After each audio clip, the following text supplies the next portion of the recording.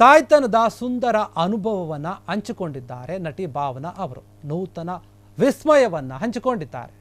ಅವರ ಒಂದು ತಾಯ್ತನದ ಅನುಭವ ಏನಿದೆ, IVFನಿಂದ ಅವರು ಮಗುವನ್ನು ಪಡೆದಿದ್ರು, ಅದರ ಒಂದು ಅನುಭವವನ್ನು ಹಂಚಿಕೊಂಡಿದ್ದಾರೆ.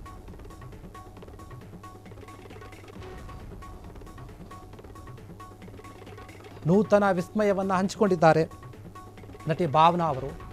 ದೊಡ್ಡ ಮನೆ, ಪುಟ್ಟ ಕುಟುಂಬ, ಅವರ ಒಂದು ಭಾವನೆ. ನಾನು ಮತ್ತು ನನ್ನ ತಂದೆ. ಬೆಳಗ್ಗೆ ಹಕ್ಕಿಗಳದ್ದೇ ನಿನಾದ ಕೇಳಿ ಬರುತ್ತೆ. ಕೂಕು ಮೈನಾ, ಕಿಚಿ ಕಿಚಿ ಗುಬ್ಬಚ್ಚಿಗಳು, ಕಿಚಿ ಪಿಚಿ ಅಂತ ಇವೆ ಗುಬ್ಬಚ್ಚಿಗಳು. ನಿತ್ಯವೂ ಕೂಡ ಬರೀ ಹಕ್ಕಿಗಳದ್ದೇ ಕಲರವ ಆಗಿದೆ.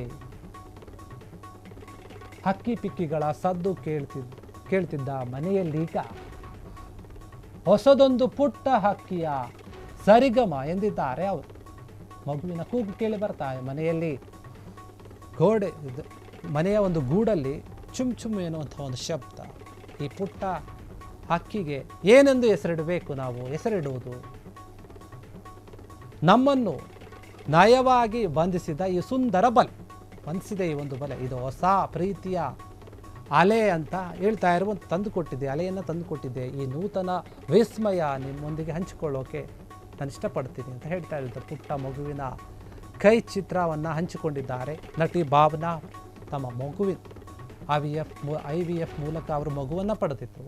ಆ ಮಗುವಿನ ಒಂದು ಅನುಭವವನ್ನು, ಸುಂದರ ಖುಷಿಯ ಒಂದು ಕ್ಷಣಗಳನ್ನು ಅವರು ಹಂಚಿಕೊಳ್ತಾ ಇದ್ದಾರೆ. ಅವರ ಒಂದು ತಾಯ್ತನದ ಒಂದು ಅನುಭವವನ್ನು ಜನರೊಂದಿಗೆ ಹಂಚ್ಕೊಳ್ಳೋಕೆ ಇಷ್ಟಪಟ್ಟಿದ್ದಾರೆ. ಒಂದು ಫೋಟೋವನ್ನು ಹಾಕಿದ್ದಾರೆ, ಮಗುವಿನ ಕೈ ಅವರ ಕೈಯಲ್ಲಿ ಇಟ್ಕೊಂಡಿರುವಂಥದ್ದನ್ನು.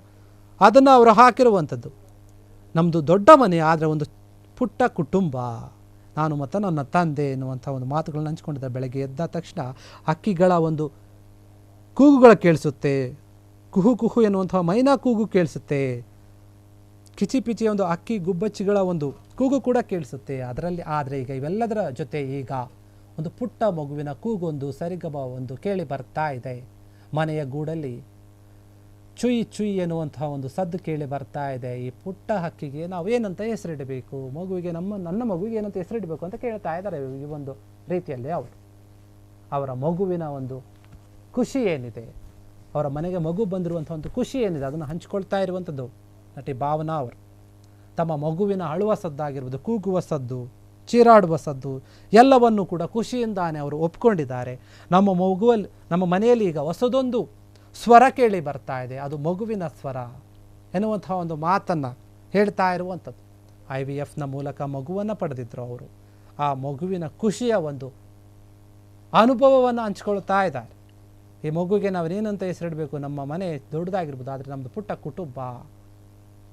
ದಿನನಿತ್ಯವೂ ವಾತಾವರಣದಲ್ಲಿ ಹಕ್ಕಿಗಳ ಸದ್ದುಗಳು ಕೇಳಿಸ್ಕೊಳ್ತಾ ಇದ್ವಿ, ಬೇರೆ ಬೇರೆ ಗುಬ್ಬಚ್ಚಿಗಳು ಕೂಗುತ್ತಾ ಇದ್ವು. ಆದರೆ ಈಗ ಮನೆಯಲ್ಲಿ ಹೊಸದೊಂದು ಹಕ್ಕಿಯ ಮಾತು ಕೇಳಿ ಬರ್ತಾ ಇದೆ, ಕೂಗು ಕೇಳಿ ಬರ್ತಾ ಇದೆ, ಅದೇ ನಮ್ಮ ಮಗು ಅಂತ ಹೇಳಿ ಅವರ ಒಂದು ಭಾವನೆಗಳನ್ನು ಹಂಚಿಕೊಂಡಿರುವಂಥದ್ದು.